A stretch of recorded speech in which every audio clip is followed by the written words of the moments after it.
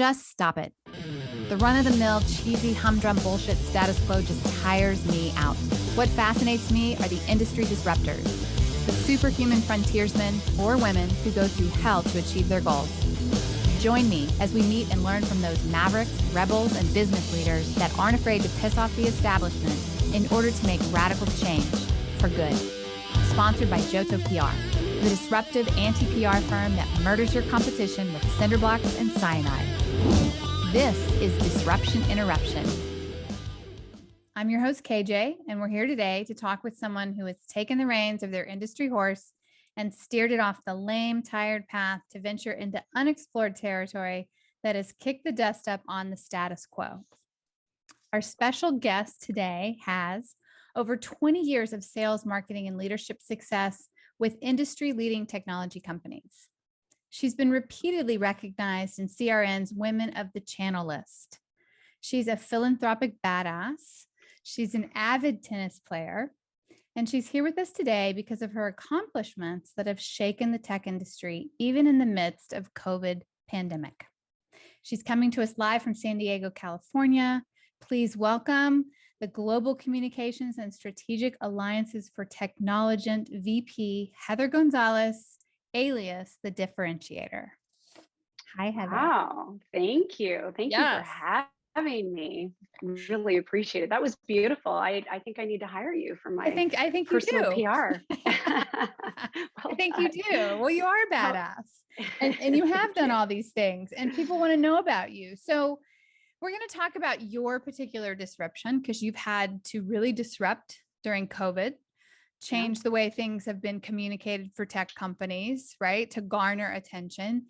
But before we get into that, I want you to tell me what is your number one ingredient for disruption? My number one ingredient for disruption is communication. So, I know you're like, okay, way too simple, but the saying is that communication is the key to success. But look at how many businesses and how many relationships fail each year. So why wouldn't communication be the key to disruption? I think in a technology world, and I guess this is ironic for you being in a technology industry, we sometimes start to feel like technology is the communication and it's not. It facilitates it, right? 100%. Yes. And to your point, the true definition of communication is the successful conveying or sharing of ideas and feelings. And I really think that organizations have forgotten that communication is a two-way street, right? They want to push out their offerings, they want to push out their products, they want to push out their solutions without first asking the client, what's keeping you up at night? Right? That's the sharing of ideas and the sharing of feelings. So it's really about how you communicate. Yeah, that's really very interesting. It's also the successful way of sharing ideas and sharing feelings because things can change. What was successful before COVID may not be successful during COVID, right? Absolutely. For example. Absolutely. I find it interesting that you bring up that definition, sharing ideas and sharing feelings.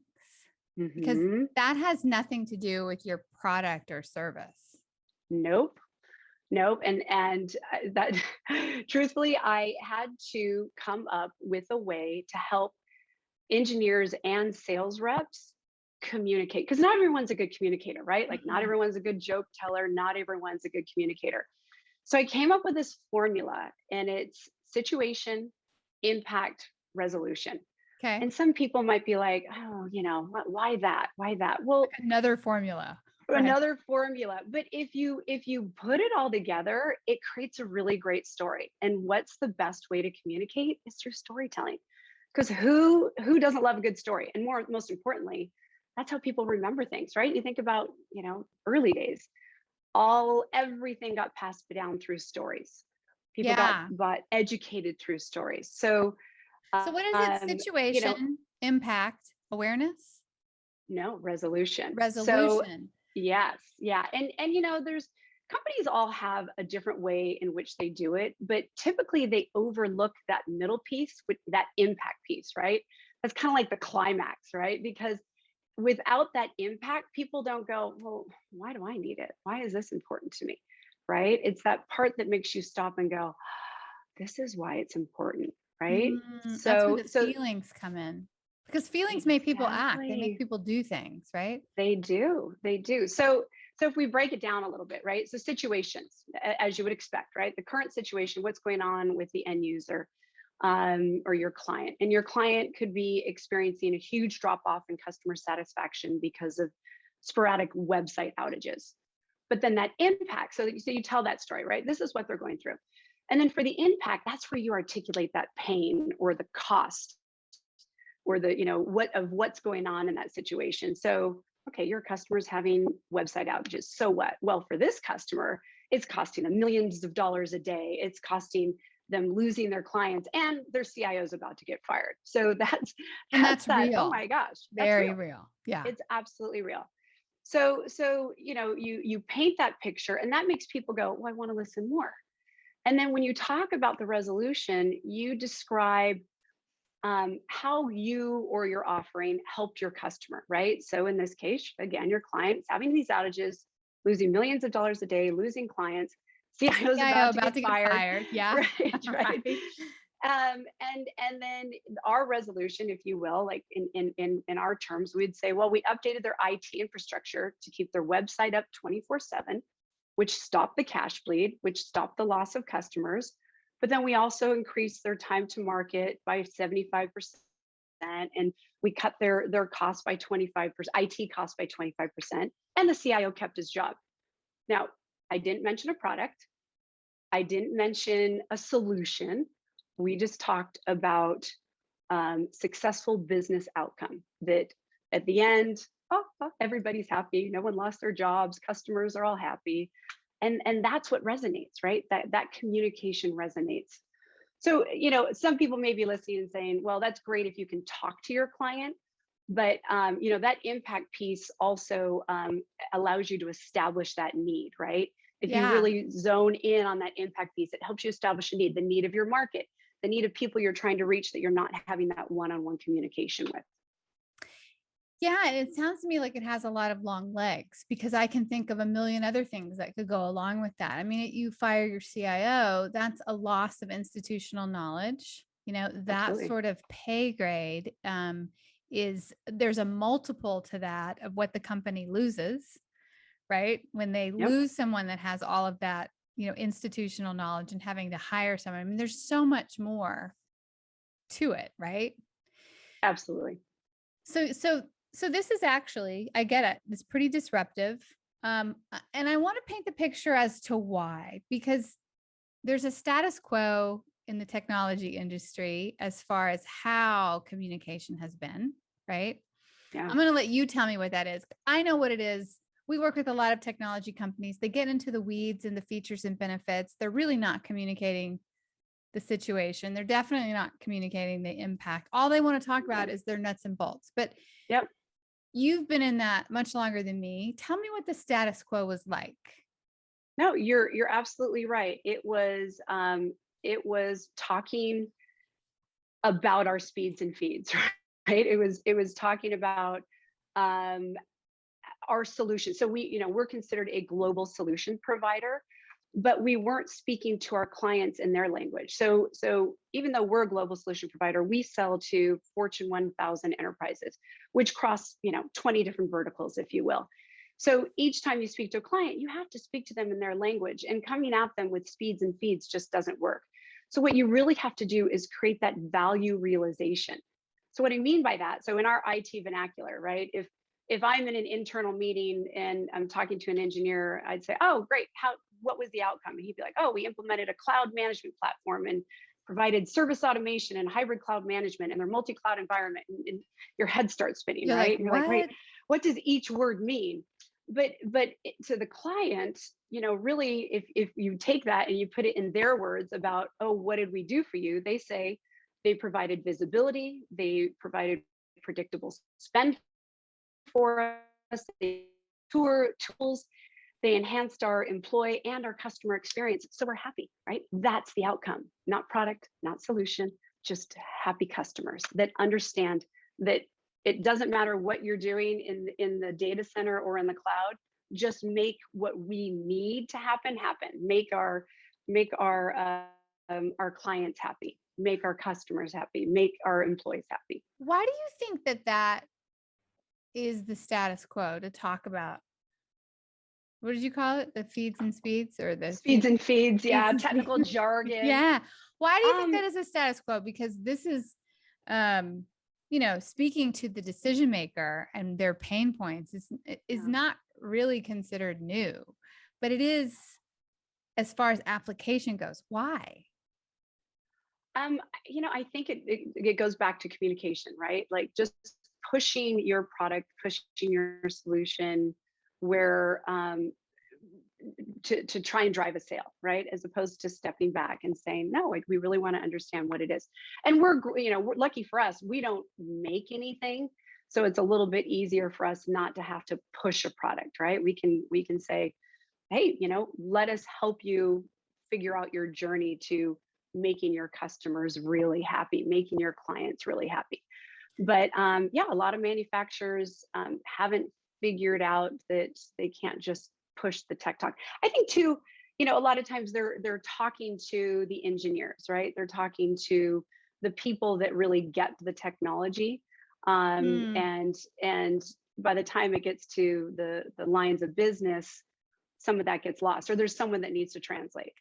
Yeah, So because the so decision maker of who, does the purchasing is not always the technology person. usually Usually it's not. never, yeah. So I think if we act as that middle person to help translate, right, and then communicate out what we do, it completely helps. And really, I all of this came down to the changes we made with PR and having our um, when we launched a PR strategy, it became not just us saying how great we are, right? We're not leading, it's not like advertisement, right? Where you say, hey, we're great, we're thought leaders, we can help you. We're the We can best.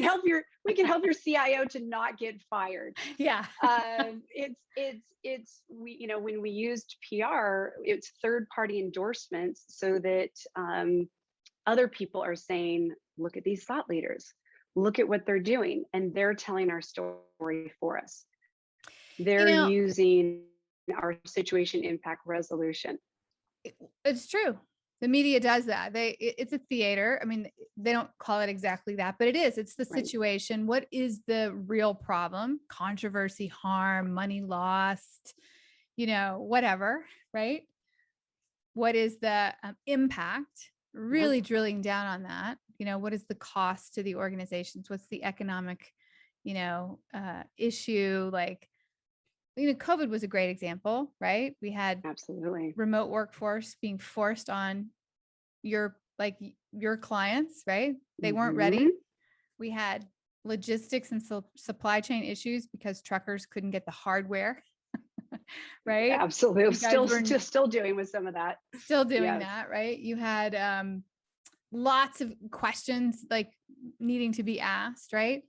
So most people, when they think of PR, they think of, unfortunately, fluffy, we're great. We're so great. Look, we just, we got this seed capital. We just signed this client. We got this partnership. But you're talking about using it in a very different way. How did you do that during a pandemic? Yeah. So as I mentioned, we don't make anything, right? So And tell people, and so you're a value added reseller. I guess we should tell people that, right? we a solution provider, value added reseller, systems integrator. So we take IT and use that to help our customers solve their IT needs, right? Whether, depending on whatever they want to do, go to the cloud, go to the edge, work from home. So, you mentioned that. So we started our PR campaign right before COVID hit, and it was a blessing because instantaneously, like the rest of the world, we had to pull back all of our face-to-face marketing events, our CIO roundtables, all conventions were shut down, all travel. So how we typically communicated with our customers in that face-to-face, in that marketing face-to-face environment, it all got pulled. But we still All had of it. PR, all of it, we couldn't do anything. Everything got pulled. And, But is that a lot? Like, let's give the listeners like a a perspective of that, you're what, a $500 million company, and like how many of those would you do per year? I mean, if that was all of your outflow, right? Yeah, so we're a $500 million organization across North America. We are global as well, but our marketing is done in North America. Um, we do back before COVID, we were doing one event a week in a different territory. So it was a lot, you A know, lot. at least 52 events a year. Wow. And in whether most of them were face to face because we're really great at that. But yeah, so it was a huge pullback. Um, and thank God we had PR and we had just launched it. And ironically, to your point, we what was happening in the world, right? The need for work from home, the need for collaboration, aka Zoom, which we are currently on, Right. WebEx, et cetera, virtual desktop, security, people working from home and those secure aspects. All of that is what we do, but and we think it's that's on the easier side of what we do, but all of a sudden everybody needed it. And so when we had that and we had write-ups being done around the need from work from home and all the PR and all the journalists coming at us, we were having a press release almost every day or a write-up. It felt like at least 4 a week for the first few months it went out, and it really spread our name. We became that household name that we wanted to become by putting up billboards through PR. But you were really doing it based off of the value that you presented because people were freaking out, right? Correct. Correct. Like, And not to say we took advantage of a horrible situation, because we didn't take advantage of it. It found us, right? I mean, COVID and all these organizations that needed to get people into their home offices, it was exactly what we could do for them. And so when they started reading about it and seeing it, and then we used it on our website to help promote, it just, our phone didn't stop ringing. that's excellent. And that, that is disruptive because what do you have to do? I mean, if I was in your position and everything got pulled back and I know what your responsibilities are, I'd also be freaking out. Oh yeah. Yeah. If I were you, right? Yeah. How am I going to replace this? So who have been the early adopters of this? Because anytime, it doesn't even matter. You're talking about disruption within a marketing department. There's always early like adopters with any type of innovation, right? Who has it been for you? Like who's been Yes. accepting of this? Our engineers have been phenomenal, and truly I wouldn't be able to do the amount of PR we do without them. I mean, they're the ones that get interviewed. They're the thought leaders. They are the specialists in everything we offer. So they were really good about wanting to speak to the journalists. Now, we'd have to review that. We've got to put it in layman's terms, and we've got to follow the formula, situation, impact, resolution. But they were super about it. And it was super beneficial to them as well. It was getting their name out there. They were able to show how smart they are. So they loved it. It does truly publish fantastic. them. It does give them third-party credibility. I mean, I know Yeah. sales can't operate without the engineers. Oh no, But definitely this not. does put the engineers in the proper limelight and facilitate sales. Absolutely. Right. Absolutely. Yeah. And we go to market 3-to-1 engineers. So we love our engineers. Yeah. We are, yes, we're very grateful to them. So yeah, they were the early adopters.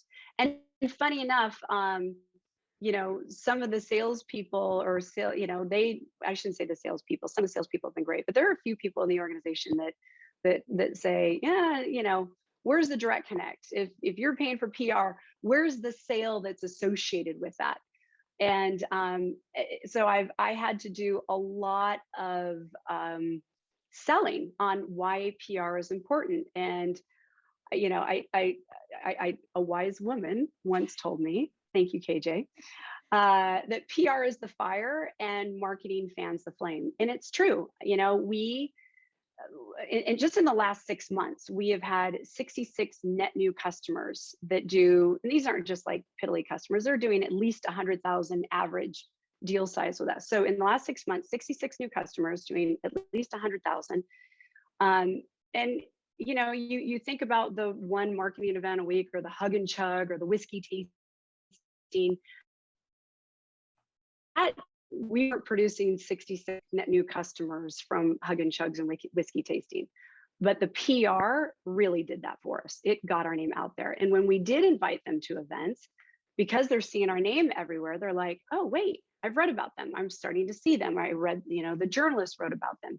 I'm seeing, on LinkedIn that they're being promoted by CRN, or Forbes picked them up.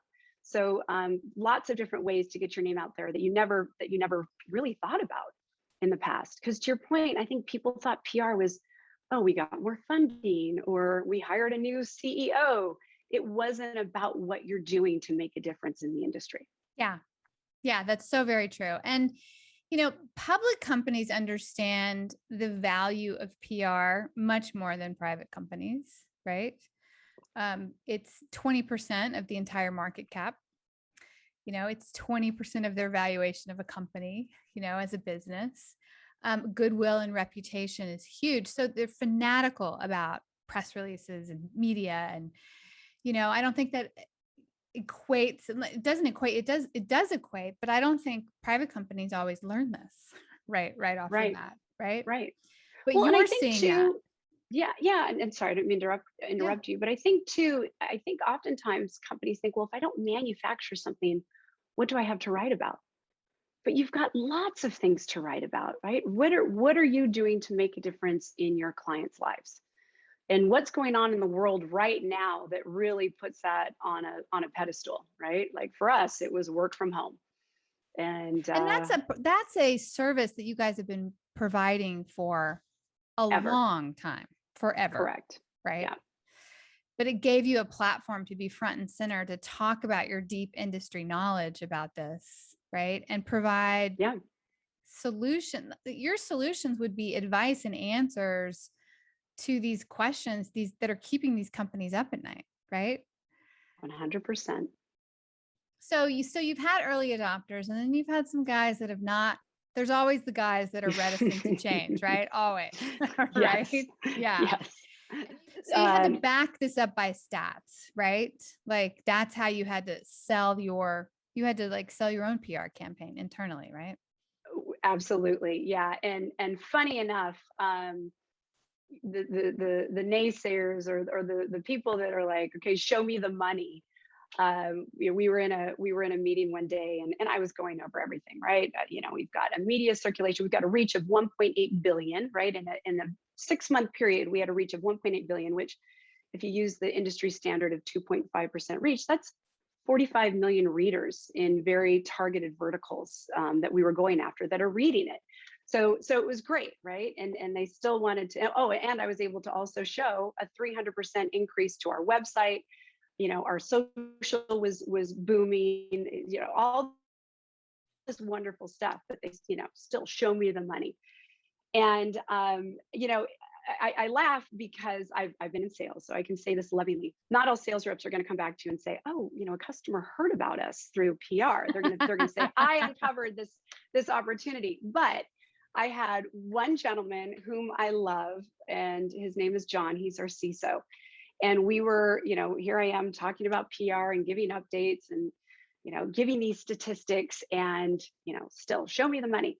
And John goes, "Heather, I haven't had a chance to tell you this, but a gentleman that came through our bot, so we had a little bit of artificial intelligence on our website, and he came to our bot and said he wanted to talk to us about cybersecurity. He had heard about us and what we had done for a hotel and casino." And so we connected him with John, and by the time John got to him, or a day later, whenever they spoke, 24 hours later, 12 hours later, John said, "What can I tell you about technology?" And he said, "Nothing. You guys are everywhere. How I found you is because you're everywhere. John, I looked you up. You're everywhere." John's a huge writer for us. He does a ton on our cybersecurity. And I was so grateful, because that customer went on to do a big deal for us. But that was that direct connect. that you don't always get unless you have a John Yeah. who's coming back and saying, hey, it works, right? I'm proof that this works. Yeah. So I'm very grateful. But yeah, the statistics are there. It's, 1.8 billion reach, 45 million readers in a 6-month period. It's phenomenal. Yeah. And not to knock the events, because those obviously were working for you guys, but did you get those kind of numbers when you did events? No. We've been in business for 19 years, and there's not a single year where we could say we had in a 6-month period 66 net new customers. Wow. Or last year I think it was 130. I think was quoted net new customers last year, in all of 2020.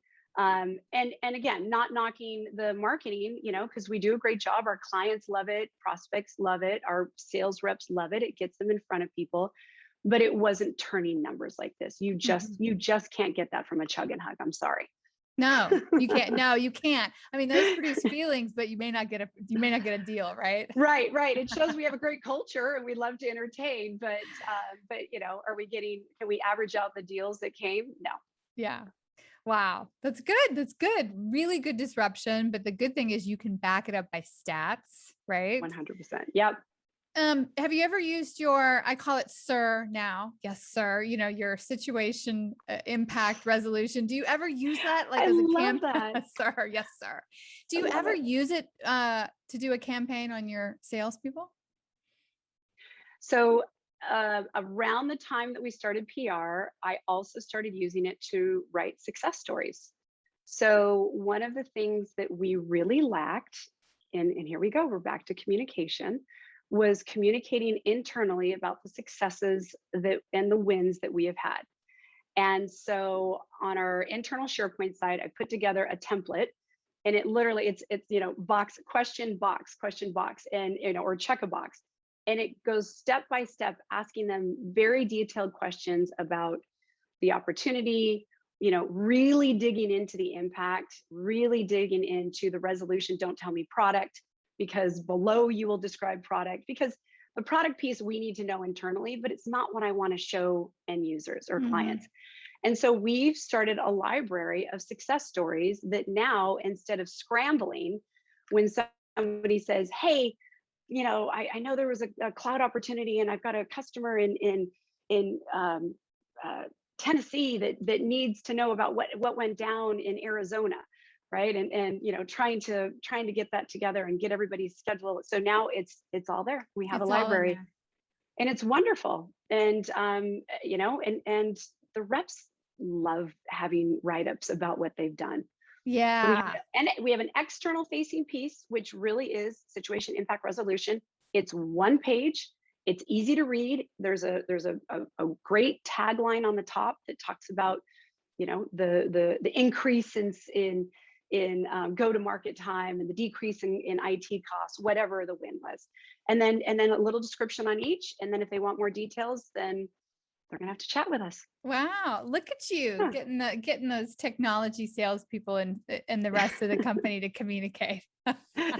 Novel idea. It's my job. It is your job. So, we called your alias the differentiator, but you're really the communicator.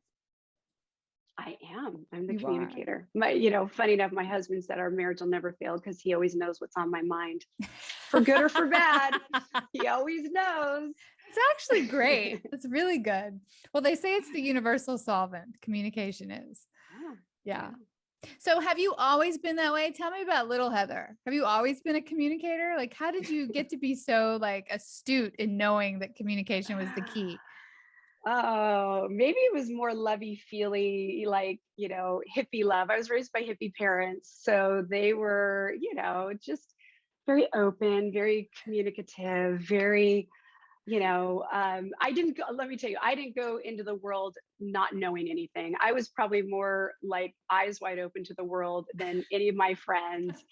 Definitely my husband, who grew up in a very conservative household. So, it was, so yeah, I think I think because they always were like, hey, this is it. This is the real world, but work hard. They didn't have the opportunity to go get a 4-year education.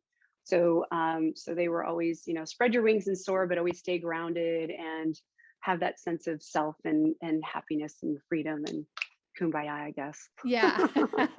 Yeah, but they did communicate with you like the reality of things, right? They did. They did. Yeah. Yeah. Which is Yeah. super grounding. Yeah. Yeah, I bet it was. Um, are you like that as a mom? I am. Yes. My kids laugh. They're like, Mom, we know everything about you and your upbringing. We don't know as half as much about dad because it's just not in his nature, Yeah. which Yeah. is funny. So yeah, I am very much that way. And even to the point where my daughter who's about to go off to college, Mom, we probably don't need to talk about this. Like, She no, what says do you that think to you need to you? know as I send you off in the world? Oh yeah, she totally did. It's like, we probably, Mom, I'm good. I'm like, just making sure you know everything. That's Oh. awesome. So what do you do like outside of work? Like where are your passions? Like I know you do a lot with your daughter. I know you I communicate a lot do. with your family. What do you do? So the lot with the daughter is she and I did National Charity League for the last 6 years. So going into sixth grade through 12th grade, it's a mother-daughter philanthropic group, National Charity League. And so you go and you give back, which was great for both of us. One, we spent a lot of quality time together. Two, you give back to the community. And three, it's super organized. And as a mom that's always traveled, and ran national or global businesses practices, I needed that. I needed something that was organized that I could show up and deliver, and then and spend time with my daughter while doing it. Yeah, that's Other than fun. that, yeah, it was great. It was great. You mentioned tennis, so that's my competitive side, and then I love traveling. So that probably takes me back to the gypsy hippie upbringing. So traveling Yeah. is definitely my passion, which got squashed during all of the last 18 months, but we're Yeah. getting it back. We're getting it Yeah, back. definitely. Yeah. So why do you think traveling is part of like the hippie like upbringing? I'm curious. Well, I say that, my like as I said, we didn't have a lot growing up. So my parents had a camper and they wanted us to see as much of, I guess, our country before we could afford to go other places. So they had, no joke, we had a camper called the Gypsy Wagon, and they would put us in the Gypsy Wagon and we would drive all over and camp and just be one with nature. And it was awesome. It That's was really, it actually was really really cool. It yeah. reminds me of some movie or something, right? Right? I'm sure there's one in there somewhere. Yeah. Yeah, Yeah. yeah. Well, it, it takes outsiders to go into an area and see a different way of doing things, right? I It does. mean, technology is very structured. It can be very conservative in the sense that it's got a framework and we stay inside these boxes, right? Do you think that's what has made you successful in that industry because you see things from a different aspect? I think so. And I think I really bring that human aspect to it, right? So, oftentimes, you want things to sound great and you want things to sound, technical or, using their terms, but anyone, even for myself who's been in the industry for 20 plus years, I know enough to be dangerous, but I'm not technical. So I appreciate layman's terms. I appreciate the human aspect of it. I appreciate that someone might be fearful that their job's going to be replaced by AI or robotics, and that's not the case. So you have to communicate that, we're not replacing you. We're enhancing something that's a monotonous activity that you do and replacing it with the ability for you to go and spread your wings in the organization and do something different. So And create yeah, even I more think, jobs. and create even more jobs. Yeah. So I think I definitely bring the human aspect into a very structured kind of technical market. Yeah, but you And back it up with stats, which I love. yeah, Yes. you always have to back the Always. stats. You always do, don't you? Yeah. Do Yeah. you do any mentoring in your industry? I mean, I know you've been, listed as, women in the channel or women of the channel. Which one is it? In the channel or of the channel? Women of the channel. Yeah. Women of the Yeah. channel. Do And you and I do any do. other mentoring in that industry? I do a ton of mentoring and I love it. There's, in our industry, it's 20% women. And when I started, it was barely two digits too. So, I think mentoring young women and helping them know that you can have a career in IT, and more importantly, you can be a mother with having a career in IT, which I think is super intimidating. I get that question a lot if I'm presenting on a panel. Like, how do Really? you do it? Yeah, it's the number one question I get. Like, how do you do it as a mom? Wow.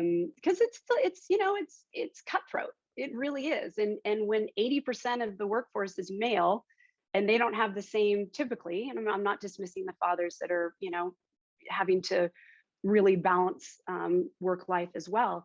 It's an issue, and it's getting better. I think businesses are offering a lot more, but yeah, I love to mentor, and I love to share my story and how I grew. And I'm glad you brought up mentoring, because honestly, that I've had two mentors my entire career. They were both men because there just weren't enough women. Yeah. But they always challenged me and pushed me and helped me grow in an industry where there were times where it was incredibly intimidating. And I thought I could just go do something different. And they were like, no, you got this. Wow. So mentoring, whether you're mentoring a woman or a man, it's so important. It's so important, especially for the youth that are coming up through the ranks. It is super important. Yes. And there's a lot of change going on, and there's a lot of like new precedents being set. And I think that age old wisdom really helps these guys when they're wanting to expand in their career. Right. I think Yes. it's badass that you do that. Thank you. Thank you. I love doing it. It's, everyone, it's a story, right? And we all learn from stories. So Yes, if you can it's share your true. story, it's a good thing. Yeah, that's true. So what does the future look like for Technologen? Where are you guys going? How does it look in 5 years? What does it look like during COVID? We know you've been Yeah, expanding, right? we were truly blessed last year to have growth at a time where so many other businesses were, struggling or failing. We this year, again, going into a lot of uncertainty, we had our best second quarter ever in the history of the company. And at the midway mark of Q3, we are on track to have our best third quarter ever in the history of the company. Our backlog on professional services is huge. So, I hope this gives a little hope. A lot of the Fortune 1000, that pent up demand is now coming through, and they are needing help and wanting to grow and bring new technology in to either continue to support work from home, because a lot of companies are switching to that, Yeah. where people can either be hybrid or do work from home 100%. So increasing that ability and enhancing it for them, or coming up with new technologies, like I said, automation, robotics, AI to help catapult their business in a new direction. So I think everything is looking great, and I'm very hopeful for the next 6 months, the next year, the next 5 years. That's great. Well, I'm really happy that you guys have found a silver lining in COVID, and you've been able not only to expand, but help so many other companies expand, because that is a needed and wanted thing right now. And yeah, thank you. How's it been for you? How's it been for your business? That's a great question. We have a background in crisis, so crisis management. So during COVID, we went on a 24/7 crisis management org board. We changed the business model overnight, and everybody had a crisis hat, and we started quarantine press conferences, as you know, to bring industry leaders in. Hundreds of media would attend. And we would talk about the issues in real time that was happening, right? Supply chain, logistics, technology, e-commerce, and what we found is everything is interrelated and interconnected, right? But companies like you and others got to really be a voice as to what was happening. We did Q&A. We opened it up to the public, which has never been done in press conferences before, right? And we had people, give questions. What do we do about this? Where can we go to for this? It was a good opportunity for us, but we definitely capitalized on it. We didn't sit back. Many of our clients, lost their VC funding. So it was do or die for them. They had to keep their communication going. Many, like you, had events once a week, twice a week, globally, right? What were they going to do? And they all realized in the crisis that communication was key. So I think you're really on to something, right? So yeah, we expanded in a time like that, but it was pretty stressful. We were on shifts, 24/7 shifts to handle the demand for news and content. But every single one of our clients got their funding back. Every single one of them expanded throughout this. I mean, it was pretty record breaking for them. That's how we measure it. Yeah. Yeah. Yeah. And many of them have gone off to have deals with really big partners that was just their dream. Like they would never have had that at their point in time of their existence. Right. So yeah. That's awesome. Yeah. Yeah, it's almost like a little bit of drafting, right? They were able to feed off of other businesses and just kind of get in line and partner up and move forward. Yeah, it's true. And it's a point when everybody came together, right? And they were looking for other opportunities and how are we going to do this differently? And who else can I partner with? And, communication was key. Amen. Yeah. So we were stressed differently. And then, we've always been not always, we were a remote workforce for 5 years before this, right? We pivoted and went that way 5 years ago, which was still kind of like not the cool thing to do. You know Right. what I mean? We didn't have the problems that most companies have. The thing that we had, I don't know if you guys did, but it was the mothers that were, working with us, even the fathers too, right? It's like, now we have our kids at home. Now we have to like do school. Now we have to like do work and school at the same time.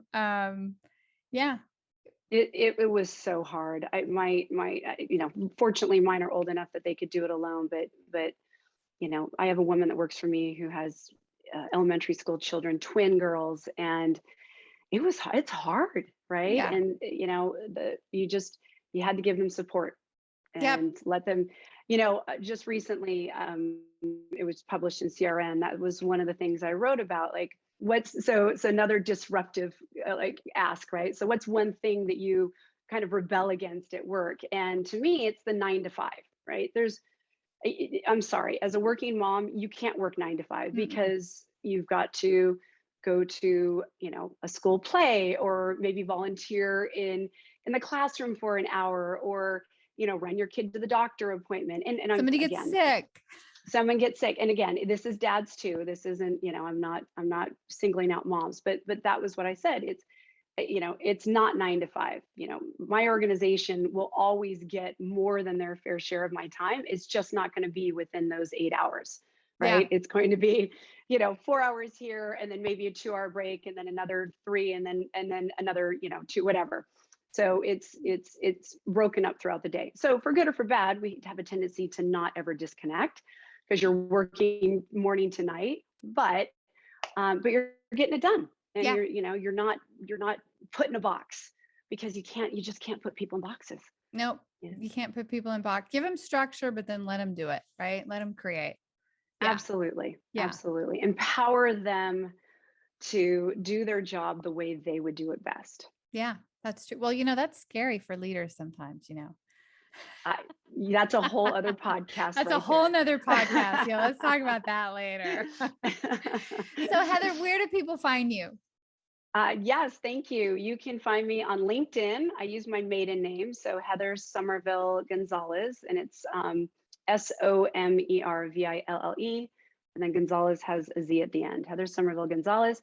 Or you can email me at heather.gonzalez@technologent.com.